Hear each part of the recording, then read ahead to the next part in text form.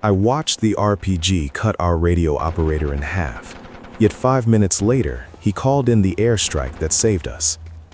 I'm not talking about a delayed transmission or a glitch in the Matrix.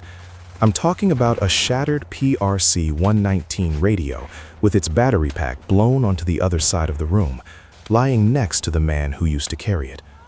I saw the biology of death happen right in front of me. I saw the life leave Corporal Tex Miller's eyes. I checked his pulse myself. There was nothing. The fight should have ended there.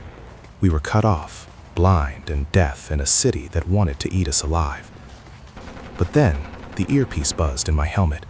The one connected to a dead radio clicked twice, and I heard his voice, clear as a bell. Not a ghost, not a whisper, just Tex, calm and flat, giving me a target reference point.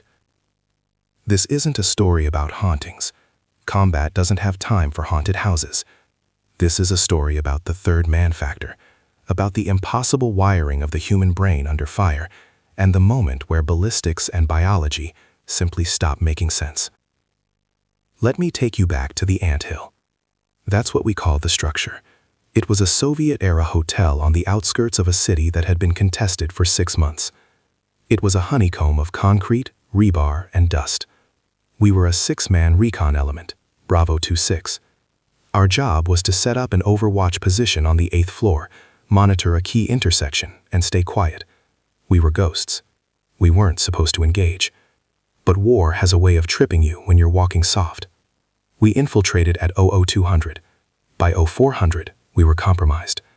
A local spotter saw a glint of optics or maybe a stray boot print. It didn't matter. Within 20 minutes, the entire city block woke up. We started taking small arms fire from the north, then heavy machine gun fire from the east. Then the mortars started walking in. We were pinned on the 8th floor. The stairwell was the only way down, and they had it zeroed. We were taking fire from 3 sides. The walls of the hotel were turning into Swiss cheese. The dust was so thick you could chew it, a gritty paste of drywall and pulverized concrete that coated your teeth and stung your eyes. That's when the RPG hit. It came through the south window, impacted the rear wall, and detonated. The overpressure knocked the wind out of all of us. I was thrown behind a heavy oak desk. My ears were ringing with that sharp, high-pitched whine that drowns out the world. I shook my head, trying to clear the cobwebs, and looked for my team. Donnelly was down, shrapnel in his leg. Gomez was returning fire, screaming something I couldn't hear. And Tex was gone. The blast had caught him dead center. The radio he carried, our lifeline to quick reaction force, our only way to call for air support, was destroyed.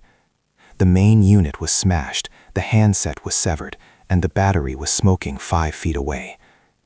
We were dead. I knew it. In that moment, the tactical calculus was simple. We had maybe 300 rounds of ammo left between us, no comms, and an enemy force that was moving to breach the ground floor. It was a matter of minutes. I crawled over to Gomez. I grabbed his shoulder and signaled to conserve ammo. Single shots. Make them count. We were going to die here, but we were going to make it expensive. That's when the static hit my ear. It wasn't the white noise of an open channel. It was the specific rhythmic squelch of a carrier wave breaking. Chk, shh. I froze. My hand went to my PTT button on my chest, but I didn't press it. The wire from my headset ran to the connection port on my vest, which should have been connected to the radio, but the radio was scrap metal. Then, the voice. Bravo 6, this is Tex. You have 3 tangos moving up the external fire escape, south wall, 5th floor. Take the shot. I stopped breathing. The voice was casual. It sounded exactly like Tex did when he was chewing tobacco and playing cards back at base. No fear, no pain, just information. I looked at Tex's body. He hadn't moved. He couldn't move. "Sarge," the voice said, sharper this time. "South wall, now." Adrenaline is a hell of a drug. It overrides logic. It overrides fear. I didn't question it. I didn't think, This is impossible. I just thought, target. I spun around, rushed to the south window and leaned out. I didn't see anything at first. Then, movement. 3 shapes climbing the rusted iron ladder of the fire escape, 2 floors down.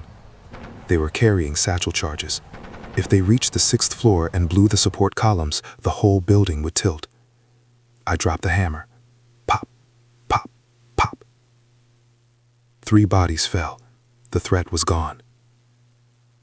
I slumped back against the wall, hyperventilating. I looked at Gomez. He was staring at me. He hadn't heard it. He just saw me react to a threat I couldn't have seen from where I was sitting. "How did you know?" he yelled over the gunfire. I tapped my ear. Tex called it out. Gomez looked at the body of our RTO, then looked back at me with eyes wide. He thought I had snapped. He thought the concussion had scrambled my brain. He wasn't wrong to think that. I thought it too. But then it happened again.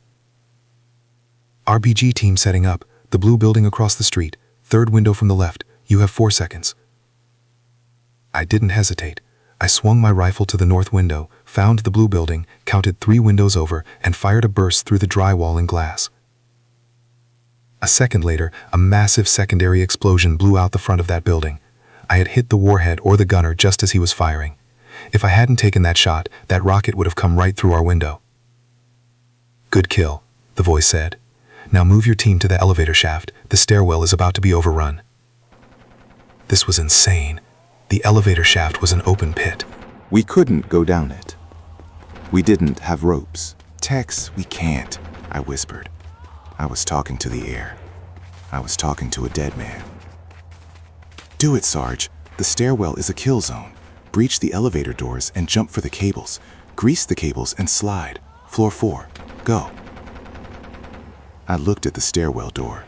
It was heavy steel. Bullets were already punching dents into it from the other side.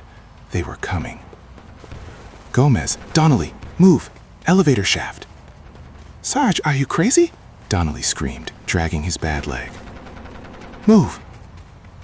We grabbed Donnelly and dragged him to the lobby elevator. We pried the doors open. It was a dark, gaping maw. The cables were greasy and thick with dust. "Jump!" I ordered. We leaped. We grabbed the cables with gloved hands. We slid, the friction burning through the leather, dropping 4 floors in a controlled freefall. We hit the top of the elevator car stuck on the 4th floor with a massive thud.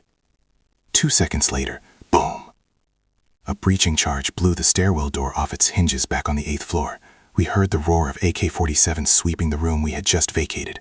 Hand grenades detonated in the space where we had been standing 10 seconds ago. We were alive, but we were stuck on top of an elevator car in a burning building. "Hold here," the voice said. "Catch a breath." I sat there in the dark, shaking. I pulled the earpiece out of my ear and looked at it. It was standard issue, plastic, wire, foam. I traced the wire down to my vest. The connector was dangling loose. It wasn't plugged into anything. My blood ran cold. I wasn't receiving a transmission. I was hallucinating. I had to be. My brain, under extreme stress, was processing tactical information, sounds, shadows, intuition, and projecting it as an auditory hallucination to make me act fast enough to survive. That's the scientific explanation, the bicameral mind theory. The idea that in high-stress situations, the right hemisphere of the brain speaks to the left hemisphere, and the brain interprets it as the voice of a god, or a leader, or a dead friend. But here is where the science breaks. "Sarge," the voice said again, "you need to mark the target.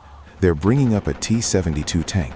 It's parking in the lobby, directly below you." I couldn't hear a tank. The building was shaking from mortars, but I couldn't distinguish a tank engine. And even if I could, how could my subconscious know it was a T-72? How could I know it was in the lobby? "I have no air," I whispered. "I have no radio." "You have the strobe," the voice said. "Drop the IR strobe down the shaft. The birds are inbound. They're looking for a light." I checked my pouch. I had one MS-2000 strobe light, infrared, invisible to the naked eye, but a beacon for an aircraft's targeting pod. "Drop it," the voice commanded. I cracked the strobe, extended the shield, and turned it on. I couldn't see the flash, but I knew it was pulsing. I dropped it through the gap between the elevator car and the wall. It fell down into the darkness of the lobby, 4 floors below. "Cover your ears," the voice said. We curled up into balls on top of that elevator car. Gomez and Donnelly were looking at me like I was a wizard or a madman. 1 minute passed. Nothing. 2 minutes. "Sarge," Gomez whispered, "what are we doing?" "Wait for it," I said. My voice wasn't mine. It sounded like him. Then the world turned white. A JDAM, a 500-pound joint direct attack munition, isn't like the movies. It doesn't make a fireball. It is a concussive event. It creates a vacuum that sucks the air out of your lungs and then slams it back in.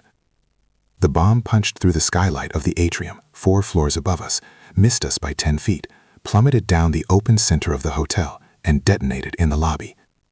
The building jumped, literally jumped. The shock wave traveled up the shaft, lifting the elevator car we were sitting on and slamming it back down. Debris rained on us. Dust turned the air into solid rock. But the floor held. The blast had been contained in the lobby, channeled outward, blowing the T-72 and the enemy assault force out into the street. Silence followed. The shooting stopped. The enemy was vaporized or fleeing.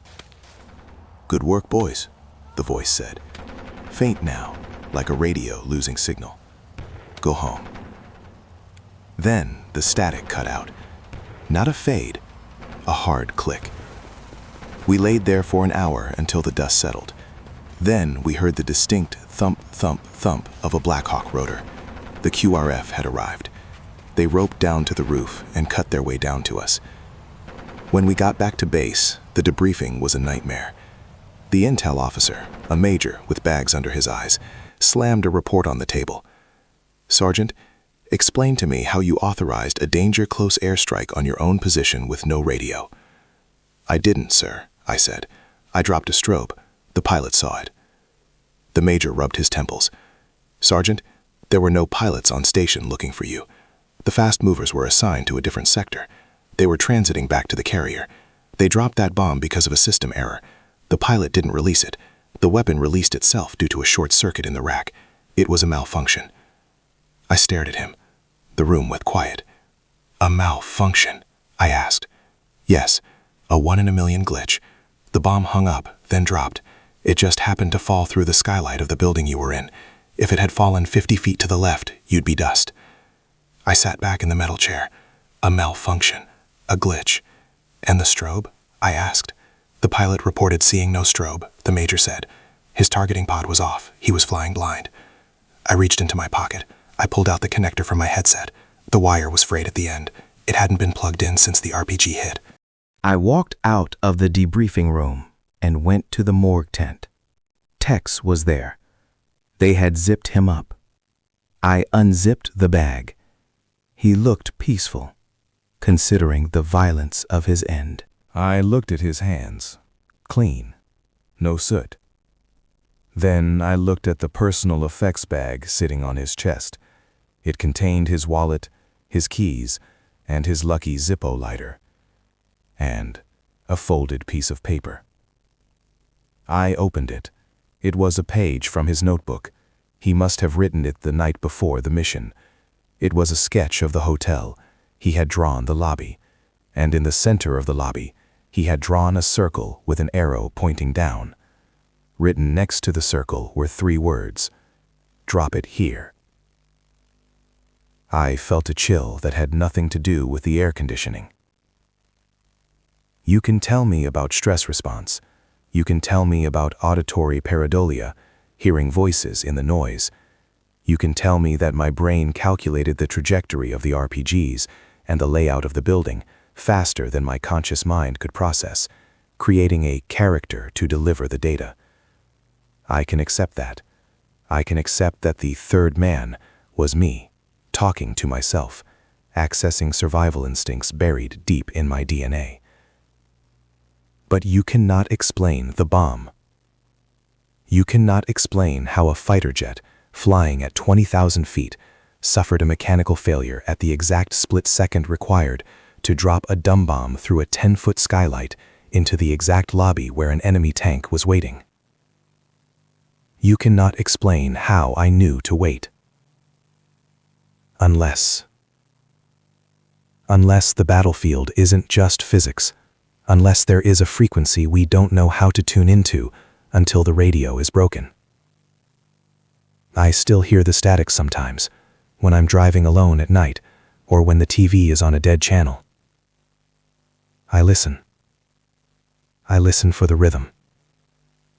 I listen for texts.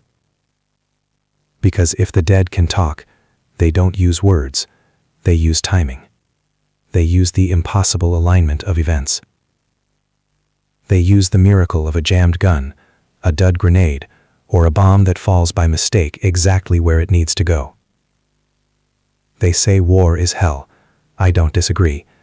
But sometimes, just sometimes, you get a phone call from heaven.